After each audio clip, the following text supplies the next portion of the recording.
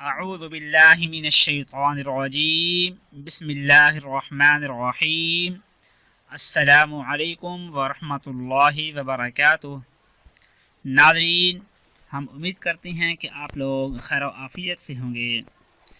ناظرین، ہم میں سے کچھ لوگ ایسے ہوتے ہیں کہ وہ اکثر ناپاک رہتے ہیں، یعنی وہ کوشش کرنے کے باوجود بھی ان کا وضو باقی نہیں رہتا، یا ان کو قطرے آتے ہیں کہ جس کی وجہ سے ان کا وضو ختم ہو گیا، پھر ان کا بدن ناپاک ہو گیا، پھر ان کے کپڑے بھی ناپاک ہو جاتے ہیں۔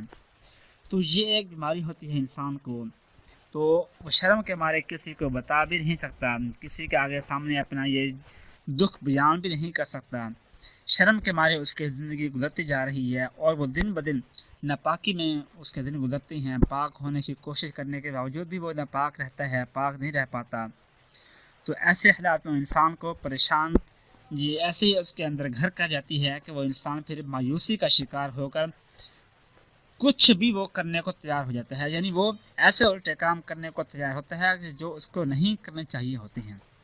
تو ایسے انسان کو پریشان ہونے کی ضرورت نہیں ہے، بس قرآن پاک کی یہ ایک آیت ہے، اس کو پڑھ لے، انشاءاللہ اس عمل کی برکت سے وہ پاک رہنا اس کی عادت بن جائے گی۔ جو اس کی بیماری ہے ناپاک رہنے کی، وہ ہمیشہ ہمیشہ کے لیے ختم ہو جائے گی۔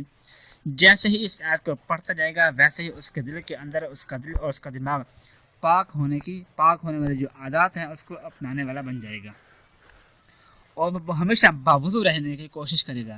جب تک وضو کر کے نہیں رہے گا، اس وقت تک اس کو سکون بھی نہیں آئے گا۔ وہ عمل یہ ہے، قرآن پاک کا دوسرا پارہ سیقول الصفحہ اور سورۃ البقرہ کی آیت نمبر ہے 232، سورۃ البقرہ کی۔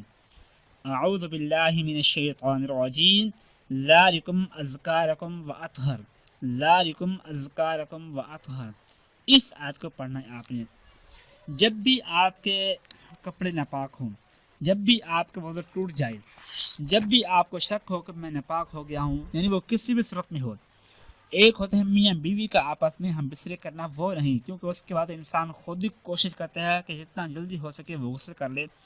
یہ عام حالات میں ہے کہ وضو کرنے کے دوران جب بھی اس کو معلوم ہو کہ میرا وضو ٹوٹ گیا ہے، میں بغیر وضو کے ہوں، تو اس وقت یہ آیت پڑھ لیں۔ جیسے ہی یہ آیت پڑھے گا، فوری اس کو وضو کرنے کی خواہش پیدا ہوگی۔ جب تک وضو کر کے نہیں رہے گا، اس وقت تک اس کو سکون نہیں آئے گا۔ اور جب انسان پاک رہتا ہے تو پھر اپنے اللہ سے جو بھی مانگتا ہے اس کو وہ ضرور ملتا ہے۔ جب بھی دعا کے لیے ہاتھ اٹھاتا ہے، اس کی وہ دعا ضرور قبول ہوتی ہے۔ تو اس طرح انسان پھر کامیابی کی طرف گامزن رہتا ہے۔ تو کیوں نہ ہم اس کو حاصل کرنے کی کوشش کریں، اور ہم بھی 24 گھنٹے ہماری جتنی بھی لائف ہے، ہماری جتنی بھی زندگی ہے، وہ ہم پاک رہنے کی کوشش کریں۔ انشاءاللہ ہماری ہر پریشانی دور ہو جائے گی۔ دعا ہے کہ اللہ پاک ہم سب کو ہر قسم کی پریشانی سے محفوظ فرمائے۔ آمین ثم آمین۔ اپنا خیال رکھیے گا۔ اللہ حافظ۔